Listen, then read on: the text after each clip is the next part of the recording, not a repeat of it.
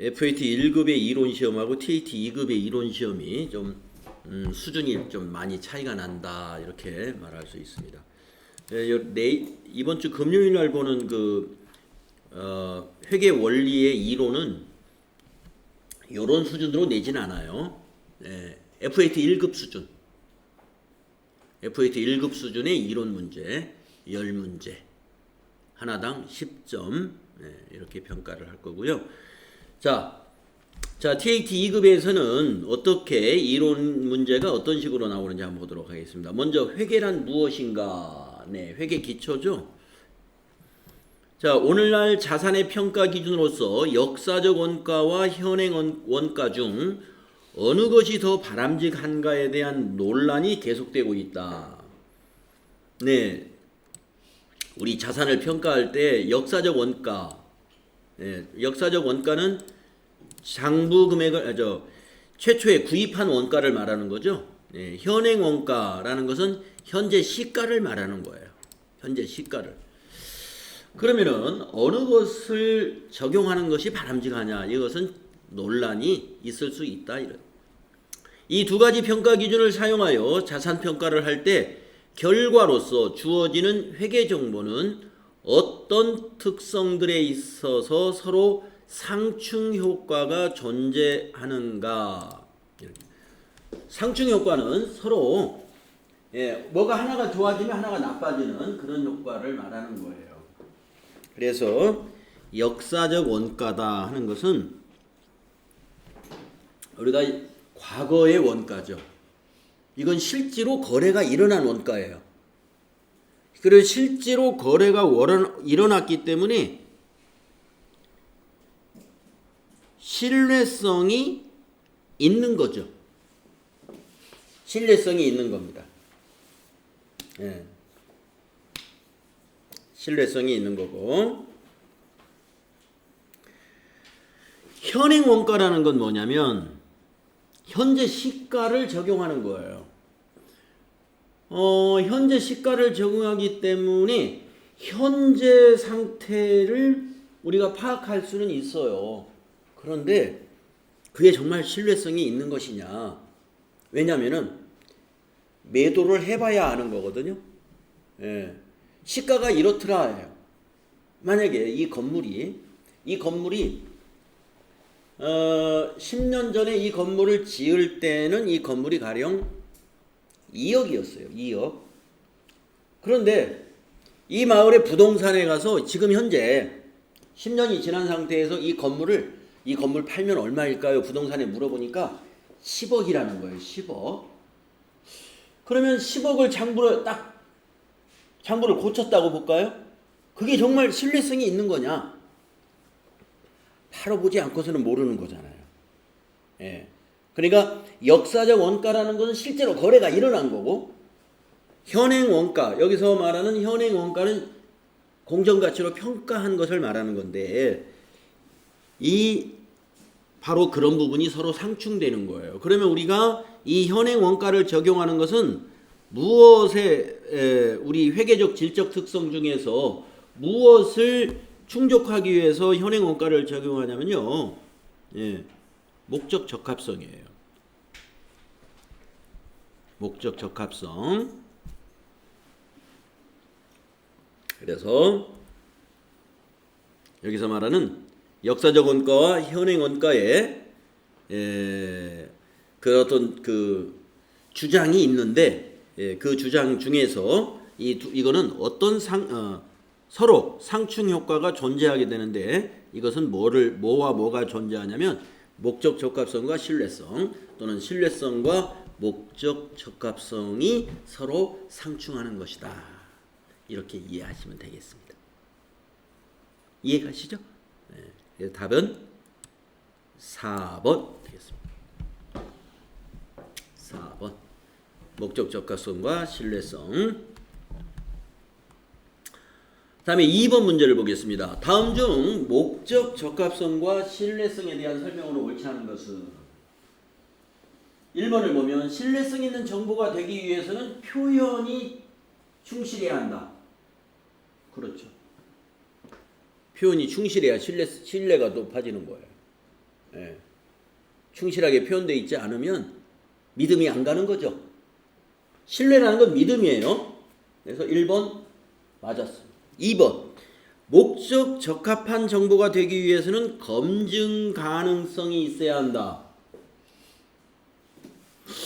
우리가 이 목적 적합성의 하위 질적 특성을 여러분 예피적이라고 외워야 된다고 그랬죠? 예피적.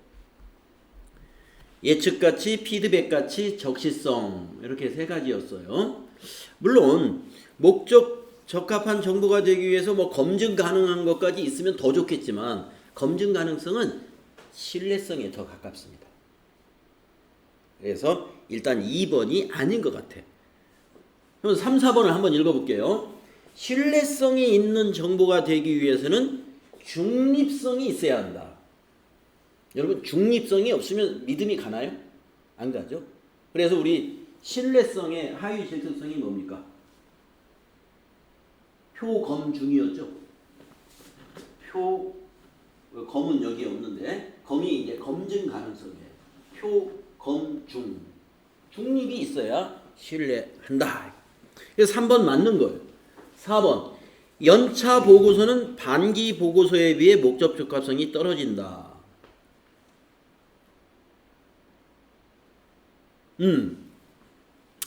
자, 연차 보고가 뭐냐면은요. 결산 보고서를 말하는 거예요. 연차. 1년에 한 번씩 보고하는 거. 그게 뭐예요? 결산 끝나고 12월 31일자로 보고하는 것이고, 반기 보고는 뭐냐면 상반기 6월 말로 결산해가지고 7월 달에 보고하는 것이 반기 보고입니다. 자, 반기 보고는요. 피드백을 제때 하기 위해서 적시에 정보를 제공해야 된다라는 차원에서 반기 보고를 하는 거예요. 그러니까 우리가 반기 보고를 한다는 것은 목적 적합성에 해당이 되는 것입니다. 따라서 연차 보고서는 반기 보고에 비해서는 목적 적합성이 떨어진다는 말은 맞는 거죠. 예. 우리가 연차 보고서는 말이죠. 결산 때 제대로 뭡니까? 감가상각도 하고, 감가상각, 그 다음에 또 대손충당금도 설정하고, 또 퇴직급여 충당 부채도 설정하고, 이런 것들을 결산 때 하거든요. 반기 결산은 그런 건 안 해요. 반기 감가상각이라든가, 반기 6월 말 현재 퇴직금 계산이라든가, 이런 것은 그냥 전기 걸 그냥 써요. 그렇기 때문에 반기 보고서는 정확하지 않은 거예요. 회계정보가. 그래서 4번은 맞습니다. 그래서 2번이 옳지 않다 이거예요. 2번이. 다음에 3번 보겠습니다. 다음 중 회계정보의 질적 특성과 관련하여 잘못 설명하고 있는 것은, 우리가 앞에서 뭐 질적 특성에 대해서 이 책에서 별로 다뤄진 건 없었는데, 이 FAT 1급에 있는 그 실력 가지고 이거 푸시면 돼요. 자, 1번 주요 질적 특성에는 신뢰성, 목적 적합성이 있다. 맞죠? 2번 신뢰성을 가지려면 예측 가치, 피드백 가치가 있어야 한다. 예피적. 2번 틀렸네요. 예. 우리가 예측 가치나 피드백 가치라는 것은 신뢰성을 높이려고 하는 것보다는 전혀 관계가 없는 건 아니에요. 그러나 그거보다는 예측 가치와 피드백 가치는 목적 적합성에 더 가깝다. 그래서 2번이 틀렸다. 예, 그냥 답만 찾고 넘어갑시다. 다음에 4번. 다음 중 목적 적합성과 신뢰성의 상충관계를 잘못 설명하고 있는 것은, 상충관계라는 건 서로 충돌한다는 거예요. 하나가 좋으면 하나가 나빠져요. 예, 또 하나가 나빠지면 또 오른쪽 게 좋아지면 왼쪽 게 나빠져요. 예, 우리가 두 가지가 다 완벽할 수가 없어요. 예, 두 가지가 그렇잖아요. 우리가 여러분들이 이제 가정이 있다. 결혼하신 분이 계시면 이제 가정이 있잖아요. 예. 가정에서 가정 살림도 아주 잘하시고, 직장에 나가서 일도 아주 잘하시고, 그런 사람은 드물어요. 뭐 있을 수는 있겠지만, 직장 생활을 열심히 해서 예, 사회활동을 잘하는 사람은 가정생활이 좀 힘들 수가 있죠. 예, 직장에서 일하느라고 파김치가 돼서 집에 들어왔는데 집에서 또 뭐 설거지도 해야 되고 방청소도 해야 되고 뭐 빨래도 해야 되고 그거 하루 이틀이지 그 계속 되면 힘들어서 불가능하죠. 예, 그렇습니다. 그래서 그것이 바로 상충관계라는 거예요. 상충관계. 예. 그래서 목적 적합성과 신뢰성이 바로 그런 상충관계에 해당이 되는데 그 설명으로 잘못 설명한 걸 찾아봐라 이거예요. 1번 유형자산을 역사적 원가로 평가하면 검증 가능성이 높아 신뢰성이 제고되나 유형자산은 역사적 원가로 평가하면 그렇죠. 역사적 원가가 취득 원가예요. 그러면 검증 가능하죠. 그 세금 계산서가 있으니까. 그래서 신뢰성이 제고되나 목적 적합성은 저하된다. 1번 맞았어요. 2번 시장성 없는 유가증권에 대해 역사적 원가를 적용하면 시장성이 없다는 거는요. 유가증권, 자 주식이라고 봅시다. 시장성이 없어요. 이 말은 뭐냐? 거래가 없는 주식이에요. 거래가 없는 주식. 그거에 대해 역사적 원가를 적용하면 검증 가능성은 높으나 유가증권의 실제 가치를 나타내지 못하여 표현의 충실성과 목적 적합성은 저하된다.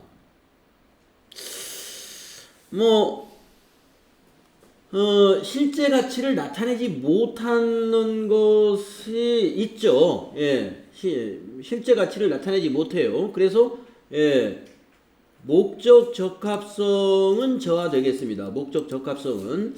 그런데 표현의 충실성하고 큰 관계는 없을 것 같은데. 자, 2번 일단 보류하고 확실하진 않아요. 2번이 틀린 것 같긴 한데 확실하진 않아.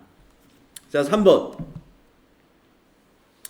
장기 건설공사에 대한 수익 인식 방법으로 진행 기준을 적용하면 신뢰성은 제고되나 목적 적합성은 저하된다.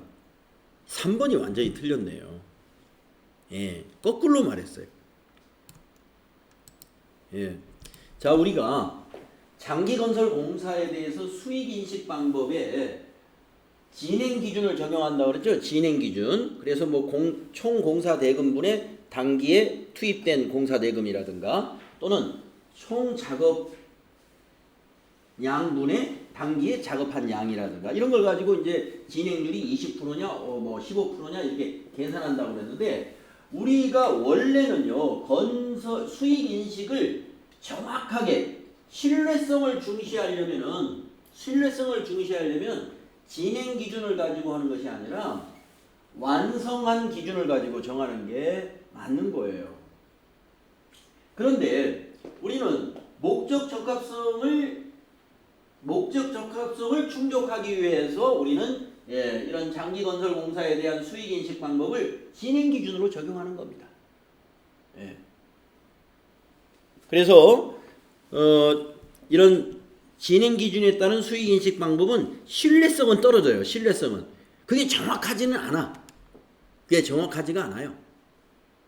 진행률이라는 하나의 추정치를 가지고 계산한 거기 때문에 정확하지 않은 거예요. 그래서 이것은 이 말을 뒤바꿔야 돼요.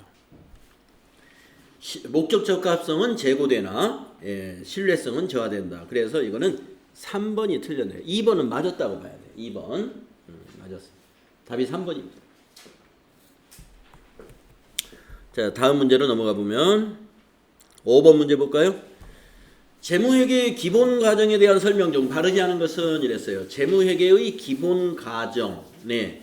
재무회계 기본 과정 하면 여러분 세 가지 정도가 생각이 납니다. 계속기업의 원칙, 또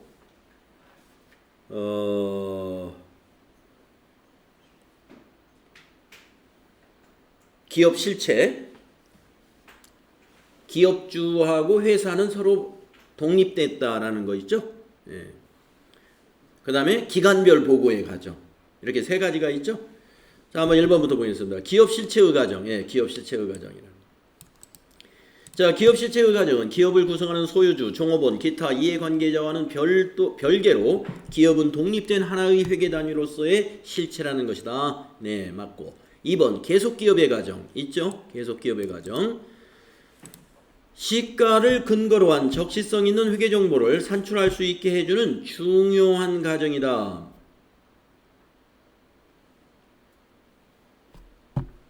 계속기업의 과정은 감가상각비라든가 이런 거하고 관련이 있는 건데, 네. 그 다음에 3번 화폐 단위의 과정.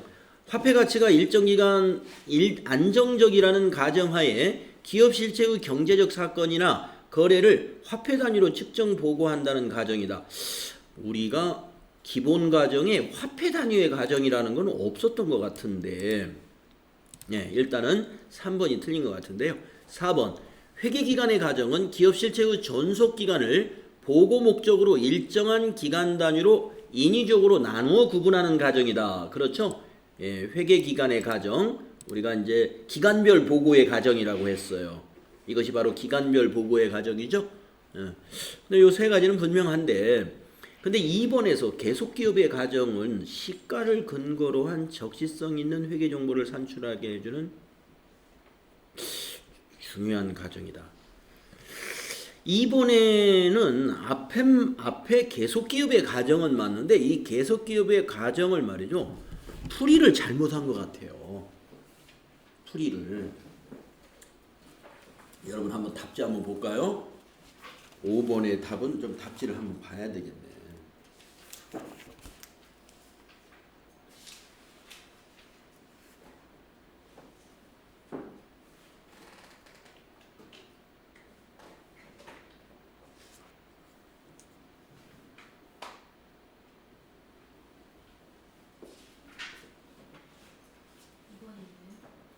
(2번이) 바르지 않다. 네. 이 5번 문제는, 예, 5번 문제는 이렇게 시험에 나오진 않을 것 같아요. 예. 예. 2번이 뒷설명이 이거 틀렸는데요. 틀렸는데 사실은 우리가 회계의 기본 과정에 화폐 단위의 과정이라는 건 없습니다. 사실은. 그렇죠? 예. 이 화폐 단위로 이게 표시한다. 화폐 단위로 측정 보고한다는 것이다. 이거는 맞는데 이것이 우리 회계 단위의 회계의 기본 과정이라고 과연 할 수 있을지, 예, 좀 그래요. 자, 그래서 5번 문제, 예, 답은 2번으로 되어 있네요. 이런 문제는 실제 시험에서 좀 출제하기 좀 어려운 문제인 것 같아요. 다음에 6번 보겠습니다. 자, 우리 FAT 1급은 이렇게 6번, 7번, 8번 스타일로 나오겠죠. 자, A회사의 건물은 취득원가로 표시되어 있다. 그러나 건물 소유주가 이 건물을 처분하는 경우 시가가 더 적절하다고 생각될 수 있는데 이때 적용되는 회계정보의 질적 특성은 무엇일까요? 이랬는데 아까 말씀드렸죠. 예, 취득원가로 표시되어 있는 것은 신뢰성을 높여주는 것이고 이걸 시가로 표시하는 것은 목적 적합성을 높일 수 있는 것이다. 그래서 답은 4번이 답이 되는 거죠. 다음에 7번 보겠습니다. 당해년도와 과거 연도를 비교하는 방식으로 재무제표를 작성하면 높아지는 속성. 이건 몇 번일까요? 7번은요?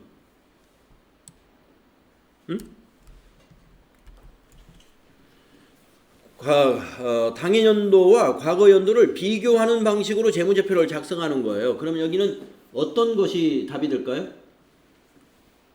비교 가능성이요. 비교 가능성. 그래서 우리가 회계정보 질적 특성이 세 가지가 있잖아요. 목적 적합성, 신뢰성, 비교 가능성.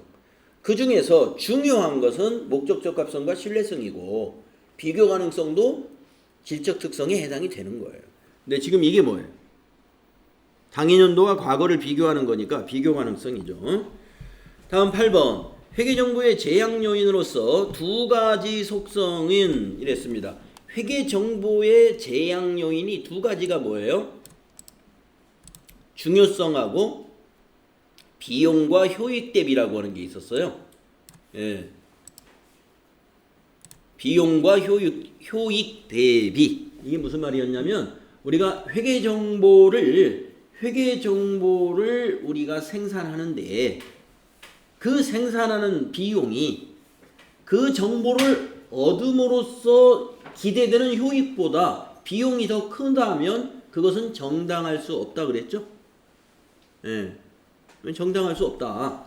그래서 그것이 바로 비용과 효익 대비라는 것이고, 중요성이라는 건 뭐였냐면 우리 회계 정보에서 그러면은 이게 너무 지나치게 비용을 많이 들여서 회계 정보를 생산하려면은 비용과 효익 대비가 맞지 않으니까 정당화될 수 없으니까 적당하게 측정을 해야 될 텐데, 적당하게. 그러면은 중요성이라는 건 뭐냐? 이건 이제 그 중요성이라는 것은 그 정보를 표시하지 않으면, 또는 그래서 생략을 하게 되면은 의사결정에 영향을 미친다 하면은 그건 중요한 것이고, 이거는 표시하지 않아도 의사결정에 영향이 없다라고 하면은 그런 정보는 생략해도 된다 그랬죠?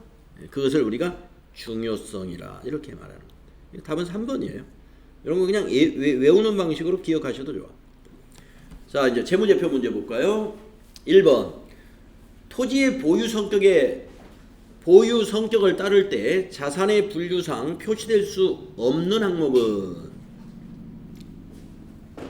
자,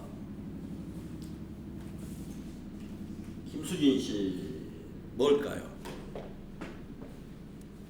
토지가 재고자산, 투자자산, 유형자산, 무형자산 중에서 도저히 이건 분류될 수 없어요.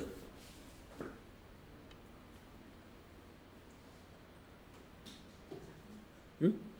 4번? 응, 그렇죠. 토지는 다른 것은 될 수 있지만 무형자산은 될 수 없잖아요. 예. 무형의 자산이라는 것은 어떤 실체적 형체가 없어야 그게 무형자산이다. 토지는 있잖아요. 유형자산이에요.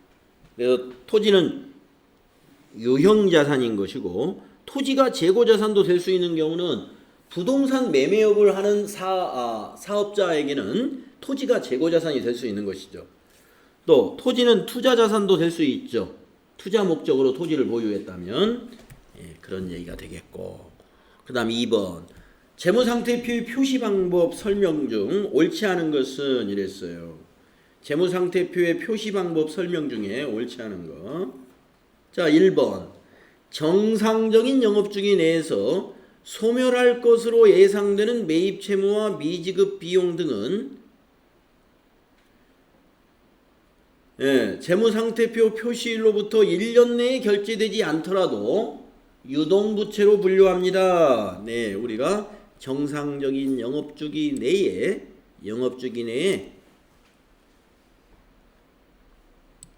소멸할 것으로 예상되는 것은 전부 유동부채로 보는 거죠. 맞죠? 2번. 자본거래에서 발생한 자본잉여금과 손익거래에서 발생한 이익잉여금은 반드시 구분할 필요는 없다? 있죠. 반드시 구분해야 됩니다. 2번 옳지 않습니다. 여러분, 자본잉여금하고 이익잉여금을 막 섞어서 표시하면 안 되죠? 예, 반드시 구분해야 돼요. 그래서 2번이 답이 되는 거예요. 자, 넘어갈까요? 3번. 다음 재무제표의 표시 방법에 대한 설명 중 옳지 않은 것은, 자, 현금 흐름표를 제외하고는 발생기준 회계를 사용하여 재무제표를 작성한다. 자, 그러면 현금 흐름표는 현금주의라는 얘기죠. 현금주의. 그러면 나머지 재무제표가 뭐가 있어요? 손익계산서, 발생주의죠. 재무상태표, 자산부채 자본, 다 발생주의죠. 그 다음에 자본변동표. 자본변동표도 자본에 해당되니까 발생주의죠. 1번은 맞습니다. 현금 흐름표라는 것만 현금주의예요. 이거는 철저히. 2번. 성격이 유사한 항목은 중요성 분류에 따라 재무제표에 구분하여 표시한다. 유사한 항목을 구분하여 표시한다? 재무제표에 유사한 항목끼리 묶어서 표시할 수 있죠. 이뭐 그 말일 것 같아요. 이거는 유사한 항목이 뭐예요? 현금 및 현금성 자산, 현금과 보통예금, 당좌예금을 묶어서 이렇게 표시한다든가, 또 매출채권, 외상매출금과 받으러움을 묶어서 표시한다든가 이런 거 할 수 있죠. 그걸로 지금 이해가 되는데 한번 일단 3번 보겠습니다. 옳지 않은 거 찾는 거죠. 3번 현금 흐름표는 영업활동 현금 흐름, 투자활동 현금 흐름, 재무활동 현금 흐름에 대한 정보를 제공한다. 맞습니다. 네. 또 4번 투자활동 현금 흐름은 주주, 채권자 등의 미래 현금 흐름에 대한 청구권을 예측하는데 유용한 정보를 제공한다. 투자활동에 대한 현금 흐름이 주주나 채권자 등의 미래 현금에 대한, 주주나 채권자들의 미래 현금은 자본 투자 활동이 아니라 재무 활동에 해당되는 것 같은데 이것도 한번 답을 봐야 되겠는데요. 3번 그렇죠. 4번이 틀렸습니다. 4번 여기서는 왜 틀렸냐면 주주나 채권자들과의 현금 흐름에 관한 것은 우리가 재무활동에 해당이 돼요. 재무활동. 예, 투자활동의 현금 흐름이 아니거든요. 그래서 우리가 이제 여기서는 우리가 그러면 재무활동의 현금 흐름이 어떤 항목이고 투자활동의 현금 흐름은 어떤 항목이고 영업활동의 현금 흐름은 어떤 것인가, 이런 것들이 지금 우리 교재에 제대로 정리된 부분이 없었어요. 예, 없었지만 여기 지금 3번 문제로 출제가 됐는데 우리 1, 2, 3번 읽을 때 아까 2번이 조금 이상하다고 그랬는데 2번은 성격이 유사한 항목은 중요성 분류에 따라 재무제표에 구분하여 표시한다. 보기를 좀 선생님 이거 문제를 만든 사람이 조금 여기를 재무제표에 유사한 항목은 중요성 분류에 따라서 재무제표에 통합하여 표시할 수 있다. 이렇게 말을 해야 이것이 좀 정확하게 맞는 보기가 되는데 유사한 항목은 중요성 분류에 따라서 재무제표에 구분하여 표시한다. 앞에서 말하는 의도하고 뒤에서 결론이 좀 달라졌어요. 아무튼 여기 4번에서 확실히 틀려줬어요. 답은 4번인 겁니다. 다음에 4번 문제 보겠습니다. 재무제표의 표시 방법에 따라 비유동자산으로 분류되어야 하는 것으로 옳은 것은, 비유동자산으로 분류돼야 되는 걸 찾아봐라. 이제 여러분 이 정도는 찾을 수 있죠? 자, 제조업을 영위하는 기업이 정상적 영업주기가 24개월인 경우 해당 기업이 보고기간 말로부터 만기가 15개월 이후에 도래하는 매도가능 증권, 이것이 비유동자산이냐 하는 겁니다. 유동자산이네. 왜? 영업주기가 24개월이니까 12개월 이후에 만기가 도래하는 것은, 15개월 이후에 만기가 도래하는 것은 뭐예요? 현금화가 되는 거죠. 15개월 지나면. 그러니까 유동자산이다.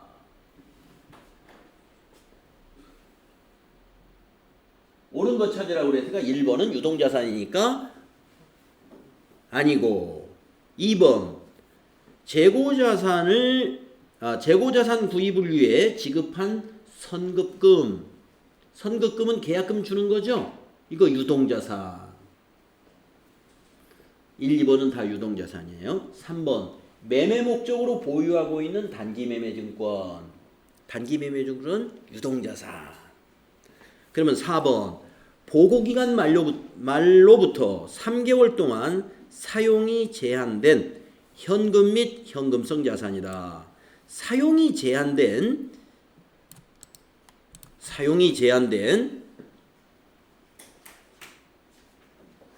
3개월 동안? 3개월 동안만 사용이 제한됐어요? 답이 1번이에요? 왜 그럴까요? 제조업을 영위하는 기업의 정상적 영업주기가 24개월인데 해당 기업이 보고기간 말로부터 만기가 15개월 이후라서 비율이 만기가 15개월 이후에 도래하는 매도 가능 증권이다. 24개월이 지날 수도 있어서 24개월 지났어요? 15개월이네. 지날 수도 있어서 네,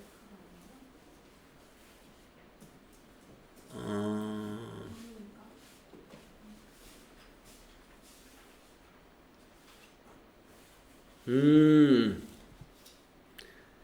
자, 이 매도가능증권을 취득은 언제 했는지 모르겠군요. 해당 기업이 보고기간 말로부터 15개월 이후라면은 그렇죠. 취득 시점이 언제 했는지는 모르겠네요. 취득 시점이. 예. 자, 만약에 이런 얘기입니다. 1번이 답이 뭐 2, 3, 4 다 유동자산이에요. 이거 3개월이니까. 그런데 이거는 그렇게 봐야 되겠군요.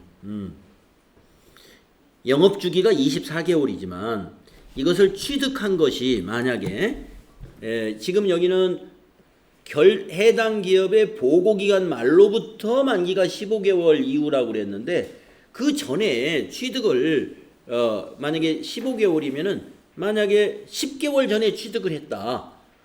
10개월 전에 취득을 했을 때는 이것이 비유동자산이었겠죠? 예, 왜냐면 25개월 후에 만기가 도래하니까. 네, 그래서 1번이 답이었겠네요. 그래서 여러분 2, 3, 4번을 쭉 보니까 다 맞았어요. 그러면 이걸 다시 한번 이걸 좀 비교를 해봤어야 돼요. 네, 1번이 답이다. 네, 그 다음에 5번 문제 보겠습니다. 다음 재무제표의 재무제표 표시에 대한 설명 중 옳지 않은 것은 자산과 부채의 상계 표시는 원칙적으로 허용한다. 이거 옳은 것이군요. 예, 허용하지 않죠. 원칙적으로.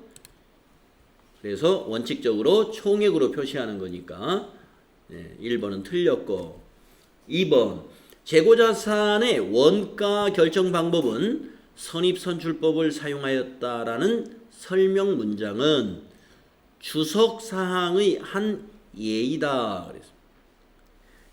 재고자산의 원가 설정 방법을 선입선출법으로 했다라는 것은 주석으로 설명할 수 있다. 이런 얘기죠. 네. 그 다음에 3번 보겠습니다. 자, 요런 거 우리 본문에서는 우리 공부한 적 없으니까 일단 넘어가 볼게요. 자, 3번. 가지급금 또는 가수금 등의 미결산 항목은 그 내용을 나타내는 적절한 과목이 없을 경우에 그대로 사용할 수 있다. 틀렸어요. 그대로 사용할 수 없습니다.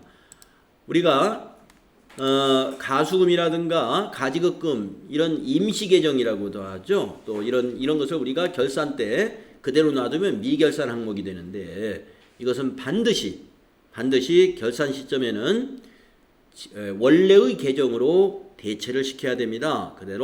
그래서 그대로 사용할 수 없어요. 그래서 3번 틀렸어요. 그 다음에 4번 손익계산서의 기본 구조에서 매출 총이익, 영업이익, 경상이익 이런 거 없죠? 당기순이익의 순으로 이익이 기재된다. 4번 틀렸죠? 예, 우리 여기 경상이익 자리에 뭐가 들어가야 돼요? 법인세 차감전 순이익이 들어가야죠.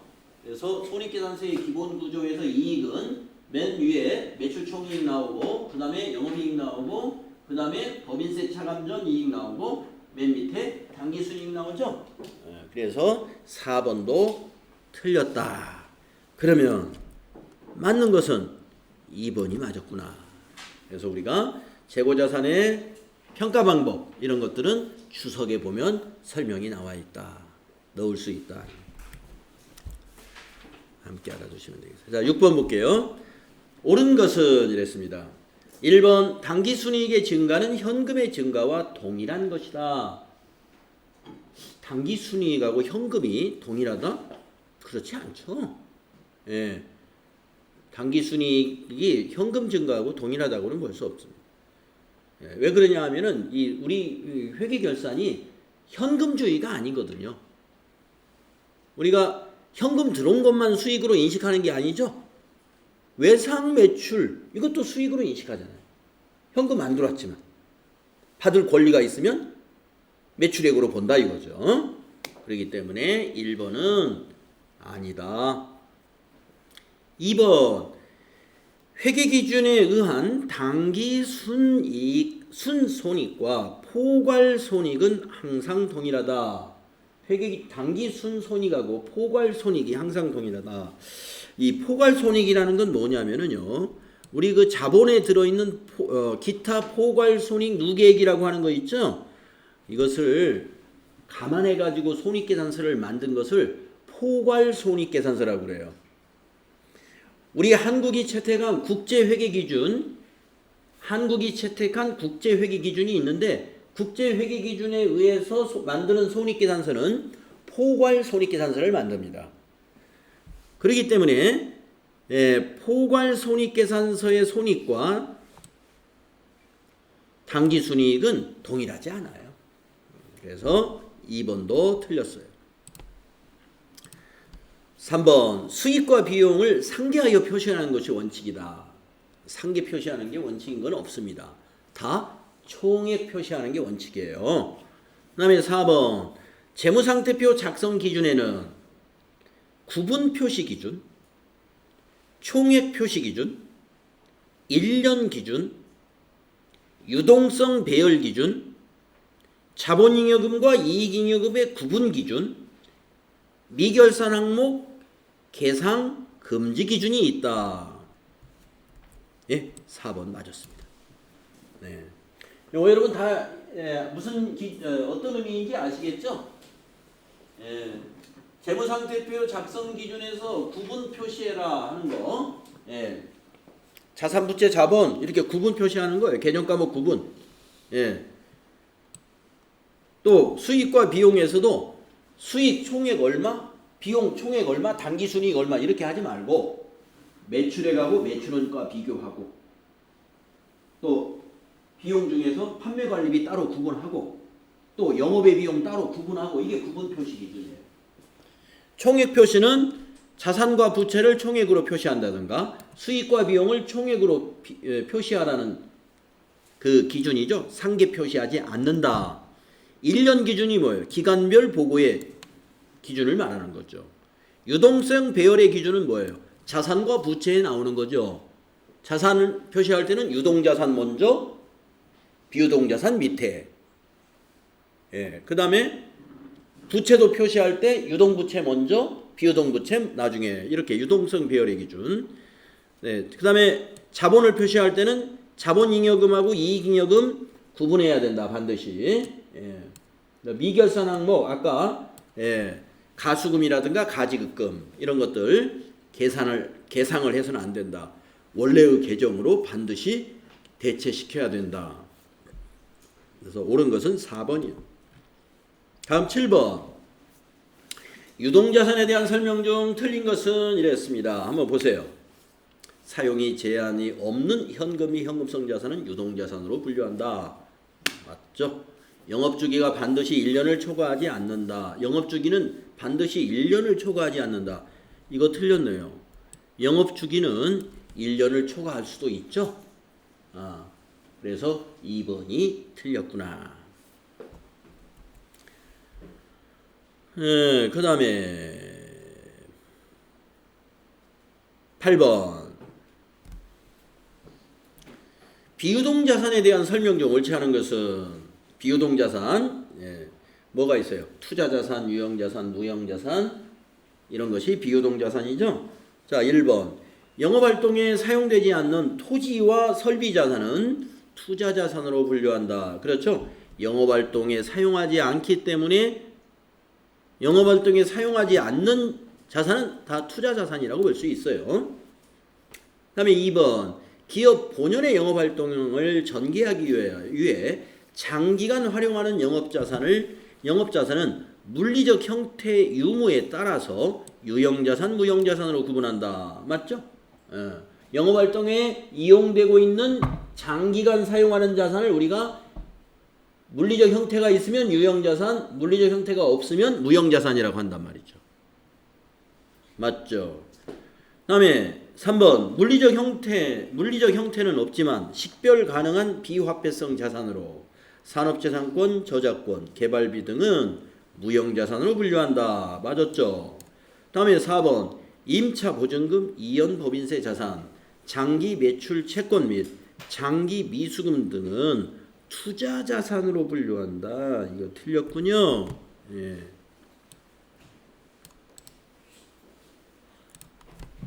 자, 임차 보증금 무슨 자산입니까? 임차 보증금 투자 자산 아니거든요. 뭘로 분류하죠? 기타 비유동 자산. 이연 법인세 자산 이것도 기타 비유동 자산. 예. 장기 매출 채권 네, 기타 비유동 자산. 장기 미수금도 다 이게 기타 비유동 자산으로 분류하는 것입니다. 투자 자산 아니죠. 그래서 4번이 옳지 않다. 다음 9번 자본 변동표에 대한 설명 중 틀린 것은 1번 자본 변동표는 한 회계기간 동안 발생한 소유주 지분의 변동을 표시하는 재무보고서이다. 예. 소유주 지분이 뭐예요? 그게 자본이죠. 예. 1번 맞아요. 2번 자본금의 변동은 유무상증자와 주식 배당에 의해서 발생하며 자본금은 보통주 자본금과 우선주 자본금으로 구분하여 표시한다. 맞아. 네. 3번 자본잉여금의 변동은 유무상증자, 결손금 처리 등에 의하여 발생하며 주식 발행 초과금과 기타 자본잉여금으로 구분하여 표시한다. 네, 주식 발행 초과금이 자본잉여금에 해당이 되죠. 예, 이것은 뭐예요? 주주와의 거래에서 발생하는 거예요. 주주와의 거래라는 건 뭘까요? 예, 증자 또는 감자 하는 것이 주주와의 거래거든요. 다음에 4번 자본조정은 주식 할인 발행 차금과 자기주식 감자 차익, 자기주식 처분 이익 요거 잘못 들어갔네요. 등으로 구분하여 표시한다. 자기주식 처분 이익은 자본조정이 아니라 이것은 어디로 가야 돼요? 네, 자본잉여금으로 가야 될 것이죠. 그래서 4번이 틀린 것이다. 다음 10번 다음 중 영업활동으로 인한 현금 흐름에 해당하는 것은 이거 우리 현금 흐름에 대해서 말이죠. 재무활동, 영업활동, 투자활동으로 정리된 거 우리 예. 뭐 그거 시험에 거의 안 나오는데 그 나오긴 나왔는데 자 영업활동에 해당되는 걸 한번 찾아보세요. 대여금을 회수했다, 제품을 판매했다, 주식을 발행했다, 차입금을 상환했다. 그냥 뭐 공부 안 했어도 영업활동과 관련된 거 딱 느낌이 오죠? 뭐 같아요? 네, 2번이죠. 우리 제품 판매가 그게 영업이잖아요. 네? 제품 판매, 상품 판매 이런 게 영업활동이에요. 예.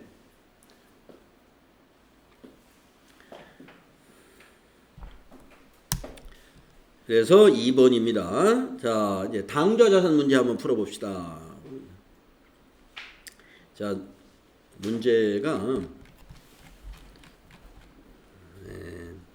그래도 우리가 문제는 좀 많이 풀어봐야 돼요. 여러분들 TAT 2급 시험도 이제 이번에 TAT 2급 3사람인가 보죠? 2사람인가 아니 3사람인가 보고 예. 또 나중에 언젠가 또 여러분 또 보실 거 아니에요. 그래서 TAT 2급 이론에서는 여러분이 이제 FAT 1급은 제가 여러분의 10개를 목표로 해라 그랬습니다. 예. TAT 2급에서는 제 개인적으로는 한 7, 8개까지만 목표로 해도 될 것 같아요. TAT 2급 이론은 좀 어렵습니다. 예. 대신에 실무에서 실수를 좀 덜 하면 되죠. 실무 그렇게 어렵지 않아요. 예. FAT 1급에서 실무를 해봤기 때문에 TAT 2급 실무 예, 이제 물론 보충을 좀 해야 우리가 이제 더 연습을 하긴 해야 되겠지만 해보면 알겠지만 FAT 1급하고 달라지는 게 그렇게 부가가치세하고 뒤에 그 연말정산 이 부분이 이제 부가가치세에서 부속서류가 좀 추가가 되고 연말정산하는 것이 이제 그 추가가 되는데 그거 그렇게 어렵지 않습니다. 네. 사실은 이제 이론이 이렇게 드려요. 이론이 좀 어려운. 자, 당좌자산 문제 한번 볼까요? 다음 자료에서 갑회사가 2019년 말에 현재 재무상태표에 현금 및 현금성 자산으로 보고해야 될 금액은 얼마냐? 이것은 FAT 1급에도 나올 수 있겠네요. 네. TAT 2급에서는 쉬운 문제로, FAT 1급은 그냥 보통 문제로 나올 수 있을 것 같아요. 자, 현금 및 현금성 자산을 한번 골라봅시다. 자, 우선 지폐와 주화는 말할 것도 없고 이건 현금. 을회사가 발행한 수표, 이게 이제 타임 발행 수표죠. 현금. 그 다음에 2019년 12월 27일 날 취득한 보유 중인 우표.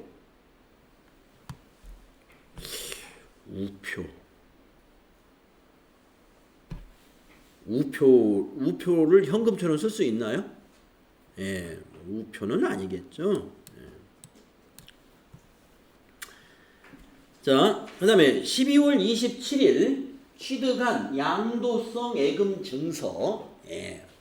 뭐 양도성 예금 증서를 뭐 CD라고 하는가 그래요. 하여튼. 그런데 하여튼 이거 예금 상품이라 하는 거죠. 그런데 만기가 이때래. 만기가 9월 1일. 내년 9월 1일입니다. 그러면 3개월이 초과됐죠. 그러면 현금성 자산은 아니네요. 우리 현금성 자산은 그 예금 상품 중에 금융 상품 중에 취득 시 만기가 3개월 이내인 거란 말이죠. 그죠? 그래서 아니고.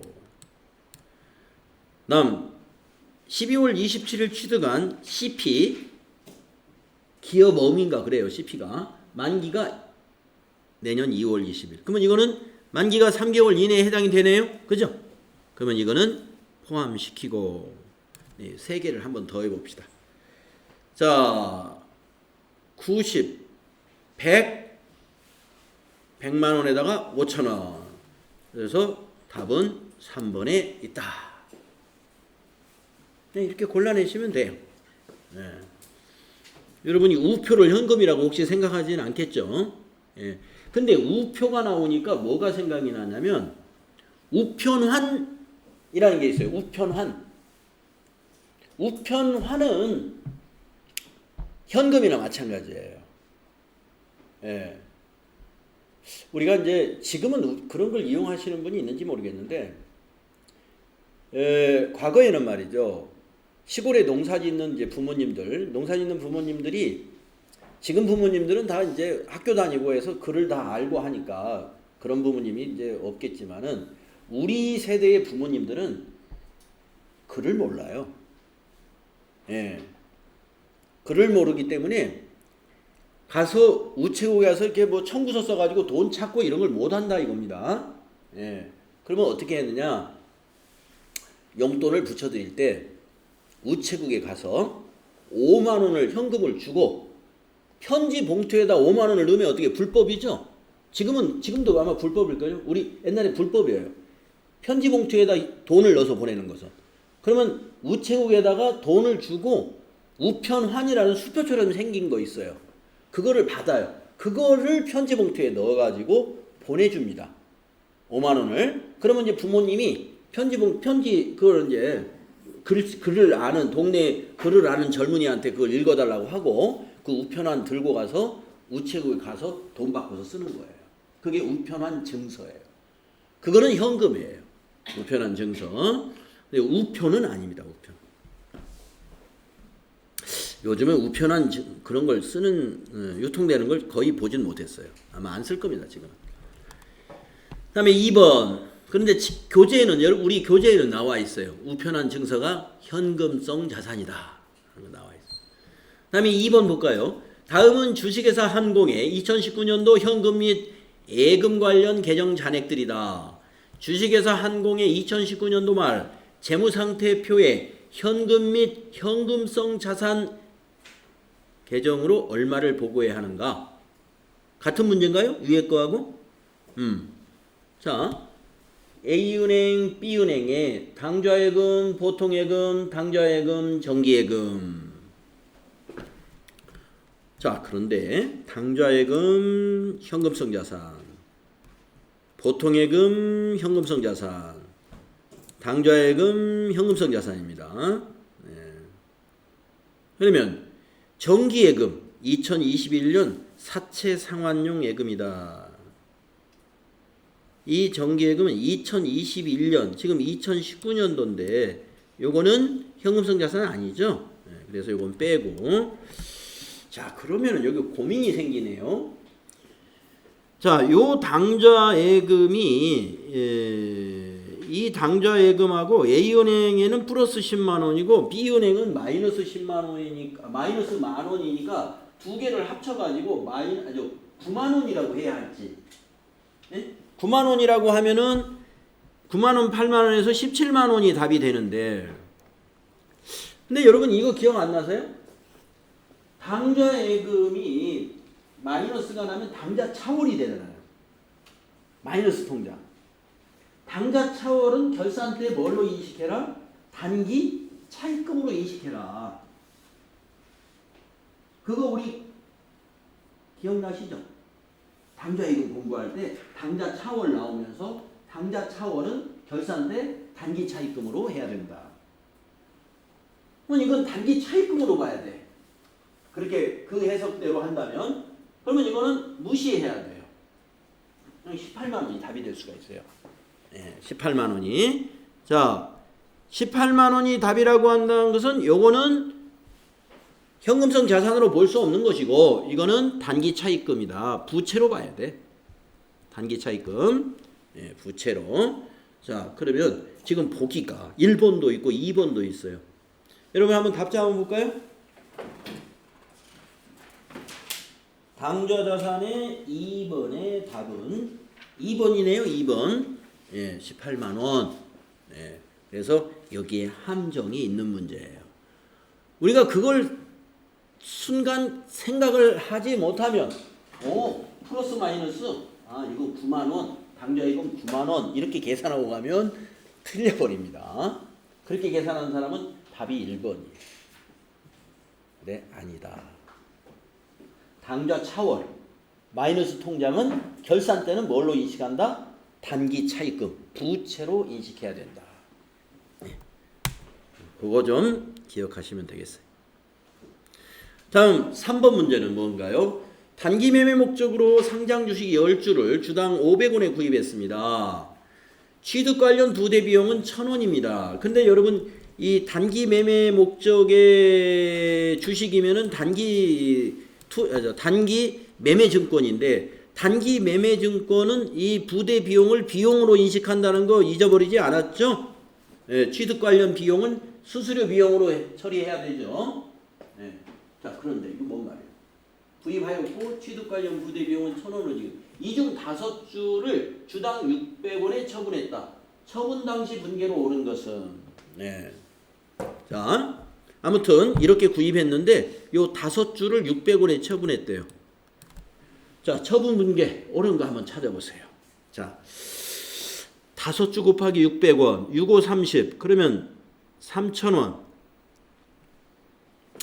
3,000원이 들어와야 돼요. 자, 3,000원 들어온 거 여기 들어왔고 여기 들어왔고 여기 들어왔고 틀렸고 네, 4번은 볼 것도 없어요. 일단 3,000원 들어와야 되잖아요. 5주를 6,000원에 현금으로 팔았으니까 3,000원 들어와요. 자, 대변이 맞는 걸 한번 보세요. 자, 요 5주의 원가가 얼마냐 이겁니다.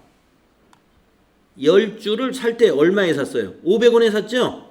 네, 그러면 5주는 5, 25, 2,500원. 2,500원. 그러면 2,500원짜리를 3,000원에 팔았으니까 500원이 이익이 발생했죠. 그래서 단기 매매증권 처분이익 500원. 답은 1번이 돼야 되는 것이죠. 예, 3번은 말이 안 되죠. 수수료 수익이라는 거 없죠. 여기. 단기 매매증권 처분 이익이 돼야 된다. 그래서 여러분이 이걸 또 이 부대 비용 1,000원을 여기다 원가로 넣어가지고 이거 1,000원이니까 10주니까 한 주당 100원씩 이거 더해야 돼. 이거 600원에 샀다고 봐야 돼. 1,000원을 10주로 딱 나누니까 한 주당 100원이란 말이에요. 그렇게 생각하신 분은 답을 2번이라고 할 수가 있어.